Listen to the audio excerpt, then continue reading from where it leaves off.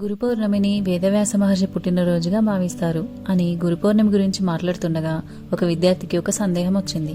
గురు పౌర్ణమిని ఎందుకు జరుపుకుంటాం టీచర్ అని అడిగాడు. అప్పుడు టీచర్, చాలా సంవత్సరాల క్రితం వేదవ్యాస మహర్షి అనే గొప్ప ఋషి ఉండేవారు. ఆయన చాలా తెలివైన వారు, జ్ఞానవంతులు. ఆ కాలంలో ఉన్న పవిత్ర జ్ఞానాన్ని 4 వేదాలుగా అందరికీ అర్థమయ్యేలా విభజించారు. ఋగ్వేదం, యజుర్వేదం, సామవేదం, అథర్వణ వేదం.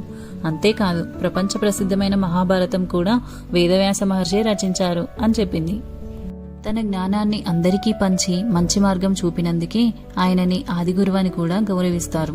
ఆయన జన్మదినమైన ఆషాఢ పౌర్ణమి రోజునే మనం గురు పౌర్ణమిగా జరుపుకుంటాం. మనకి చదువు చెప్పే టీచర్లు, మంచి అలవాట్లు నేర్పే తల్లిదండ్రులు, పెద్దవాళ్ళు వీరందరూ మన గురువులే. ఈ గురు పౌర్ణమి రోజు మన గురువులకు కృతజ్ఞతలు చెప్పి వారి ఆశీర్వాదం తీసుకుంటాం అని టీచర్ చెప్పగానే పిల్లలందరూ ధన్యవాదాలు గురువుగారు అని అన్నారు.